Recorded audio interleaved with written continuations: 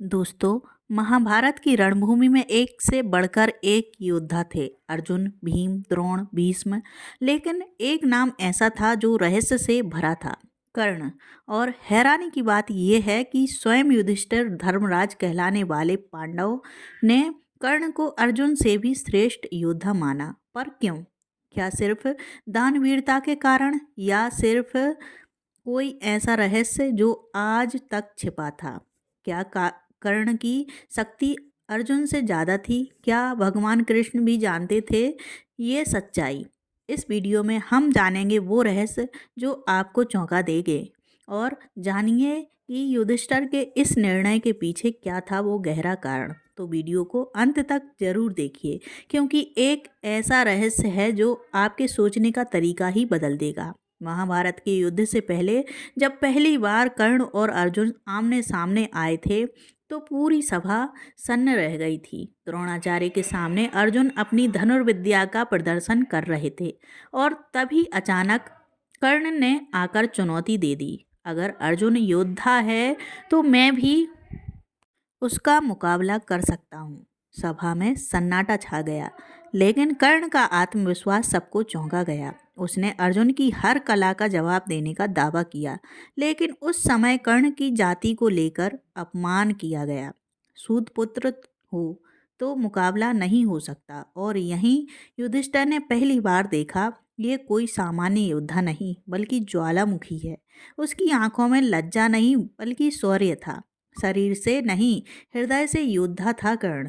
युधिष्ठिर समझ गए, जो अपमान सहकर भी युद्ध की आग में तपे, वो ही असली योद्धा होता है। जब महाभारत युद्ध शुरू होने वाला था, तब एक दिन युधिष्ठिर ने श्री कृष्ण से कहा, हे माधव, अर्जुन मेरी सेना की धुरी है, लेकिन कर्ण कर्ण की आंखों में एक अलग ही अग्नि है। कृष्ण मुस्कुराए, लेकिन युधिष्ठिर ने जो कहा वो चौंकाने वाला था। कर्ण सूर्य के समान तेजस्वी है। अर्जुन की विद्या गुरुओं में से है, लेकिन कर्ण की विद्या उसकी तपस्या से है। कर्ण ने परशुराम जैसे गुरु से विद्या प्राप्त की थी, वो भी छल से नहीं, समर्पण से। उसने सैकड़ों बार अपमान झेला, मगर कभी हार नहीं मानी। युधिष्ठिर ने महसूस किया कि जो अपनी लड़ाई खुद लड़ता है वो अर्जुन से भी बड़ा योद्धा होता है। उनके शब्दों में आदर था, प्रतिस्पर्धा नहीं। युधिष्ठिर ने युद्ध से पहले ही यह मान लिया था कि कर्ण एक ऐसा योद्धा है जो इतिहास को बदल सकता है। एक बार युधिष्ठिर ने श्री कृष्ण से पूछा, माधव, क्या सच में कर्ण अर्जुन से अधिक पराक्रमी है? कृष्ण मुस्कुराए, फिर गंभीर होते हुए बोले, युधिष्ठिर, कर्ण का जीवन एक तपस्या है, जिसे हर मोड़ पर केवल त्याग, अपमान और पीड़ा मिली है, और फिर भी वह असाधारण बना हो। उसका मूल्य आंकना कठिन है। कृष्ण ने आगे कहा, अर्जुन ने कभी भूखा पेट नहीं लड़ा, लेकिन कर्ण ने भूख, अपमान और अकेलेपन को हराया है। अर्जुन को मैंने मार्ग दिखाया है, लेकिन कर्ण ने अपने मार्ग खुद बनाए हैं। युधिष्ठिर मौन हो गए। वो समझ चुके थे, कर्ण केवल योद्धा नहीं, एक ज्वालामुखी है। कृष्ण ने उस दिन कर्ण को श्रेष्ठ ना सही, लेकिन अद्वितीय अवश्य कहा, और यही मौन युधिष्ठिर के मन में कर्ण के प्रति आदर का बीज बन गया। कुरुक्षेत्र का युद्ध भयंकर रूप ले चुका था। कर्ण की सेना पांडवों पर भारी पड़ रही थी। एक रात युधिष्ठिर अपने शिविर में बैठे थे, चुपचाप। नकुल ने पूछा, भैया, आप इतने चिंतित क्यों हैं? युधिष्ठिर ने गहरी सांस ली और कहा, कर्ण को हराना आसान नहीं है, क्योंकि वो सिर्फ युद्ध नहीं लड़ रहा, वो अपने जीवन की हर पीड़ा का बदला ले रहा है। उन्होंने आगे कहा, धनुष चलाना अर्जुन की कला है, लेकिन कर्ण ने जो सहा है वो योग है, तपस्या है। अर्जुन गुरु के आशीर्वाद से चला है, लेकिन कर्ण ने अपमान के अंगारों पर चलकर अपने अस्त्र शस्त्र कमाए हैं। युधिष्ठिर ने पहली बार स्वीकारा कि कर्ण में एक अलग ही आत्मबल है, जो उसे सिर्फ योद्धा नहीं, महायोद्धा बनाता है। कुरुक्षेत्र के युद्ध में जब कर्ण की सबसे बड़ी पहचान उसकी शक्ति नहीं, उसकी दानवीरता थी। एक दिन युद्ध से पहले युधिष्ठिर ने सुना कि कर्ण ने एक ब्राह्मण को अपना स्वर्ण कवच और कुंडल दान में दे दिए, वो भी जानकर कि उसी के कारण वो मृत्यु के निकट जा सकता है। युधिष्ठिर स्तब्ध रह गए। उन्होंने कहा, जो योद्धा मृत्यु को देखकर भी धर्म का पालन करे वो साधारण नहीं हो सकता।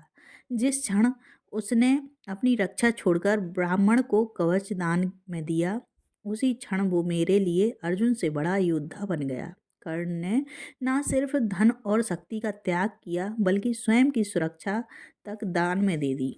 युधिष्ठिर ने महसूस किया, अर्जुन युद्ध में विजेता हो सकता है लेकिन कर्ण आत्मा का विजेता है। कुरुक्षेत्र के शुरुआती दिनों में भीष्म पितामह युद्ध का संचालन कर रहे थे। कर्ण उनके सेनापति बनने का युद्ध से दूर रहे। युधिष्ठिर ने एक दिन भीष्म से पूछा, पितामह क्या कर्ण अर्जुन से अधिक बलवान है? भीष्म पितामह ने गंभीर होकर उत्तर दिया, बल केवल भुजाओं में नहीं होता, कुछ योद्धा अपने अंतर्मन की आग से लड़ते हैं। कर्ण उनमें से एक है। भीष्म बोले, कर्ण युद्ध का ज्वालामुखी है। जब वह फूटता है तो सामने कोई भी टिक नहीं सकता। उसके शास्त्रों में गहराई नहीं, आग है। युधिष्ठिर इस उत्तर से विचलित हो गए। उन्हें यह स्पष्ट होने लगा कि कर्ण के युद्ध का आधार बदला नहीं, आत्मगौरव था। भीष्म के इन शब्दों ने युधिष्ठिर के मन में कर्ण के लिए एक नया आदर उत्पन्न किया, जिसे खुद विरोधी सेनापति भी स्वीकारे। वह योद्धा साधारण नहीं हो सकता। जब कर्ण कुरुक्षेत्र की भूमि पर घायल होकर अंतिम सांसें ले रहे थे, तब वो क्षण केवल युद्ध का नहीं, विराट वेदना का था। कृष्ण के आदेश पर अर्जुन ने वह घातक बाण चलाया था और कर्ण जो युद्ध भूमि में सूर्य की तरह चमक रहा था, धरती से चिपक गया। युधिष्ठिर उस समय मौन थे, लेकिन जब उन्होंने कर्ण का शांत चेहरा देखा, उनकी आंखों से अश्रुधारा बह निकली। उन्होंने कहा, जिसने जीवन भर सिर्फ लड़ा, समाज से, भाग्य से, अपमान से, उसका अंत भी एक छल से हुआ। उसी क्षण युधिष्ठिर को वह रहस्य ज्ञात हुआ। कर्ण उनके सगे भाई थे और फिर उन्होंने कहा, मैंने जीवन में केवल धर्म निभाया, लेकिन कर्ण ने धर्म को जिया। आज मुझे लगता है अर्जुन योद्धा है, पर कर्ण मृत्यु से भी बड़ा योद्धा है। यह शब्द युधिष्ठिर के नहीं, एक बड़े भाई के पछतावे के थे। कर्ण की मृत्यु के बाद युद्ध तो आगे बढ़ा, लेकिन युधिष्ठिर का मन वहीं ठहर गया। जब श्री कृष्ण ने उन्हें बताया कि कर्ण आपके बड़े भाई थे, तो जैसे उनके भीतर का पूरा विश्वास टूट गया। वे रो पड़े और बोले, जिसे हमने अपना शत्रु समझा वो तो हमारा रक्त था और शायद अर्जुन से कहीं अधिक धर्मात्मा भी। फिर उन्होंने सभी पांडवों को बुलाया और कहा, आज से कर्ण के लिए कोई अपशब्द नहीं। वह हमारे शत्रु नहीं, हमारे कुल का गौरव था। मैं घोषणा करता हूँ, युद्ध भूमि में यदि किसी ने सच्चा धर्म निभाया है तो वह कर्ण है। यह युधिष्ठिर का एक ऐसा निर्णय था जिसने पूरे महाभारत को नया दृष्टिकोण दिया। कर्ण अब केवल एक योद्धा नहीं, एक आदर्श बन चुका था। महाभारत युद्ध समाप्त हो चुका था। समय बीत गया और जब युधिष्ठिर धर्मराज बनकर स्वर्ग पहुँचे तो उन्होंने वहाँ एक दिव्य तेज देखा। ऐसा तेज जो अर्जुन, भीष्म या द्रोण का भी नहीं था। उन्होंने पूछा, ये कौन है जिसकी आभा सूर्य से भी अधिक दमक रही है? इंद्र ने मुस्कुराकर उत्तर दिया, यह वही कर्ण है जिसे तुमने मृत्यु के बाद भी हृदय से सम्मान दिया था, जिसने जीवन भर अपने धर्म को बिना किसी स्वार्थ के निभाया, जिसने दान में स्वयं को दे दिया और युद्ध में अपने वचन को।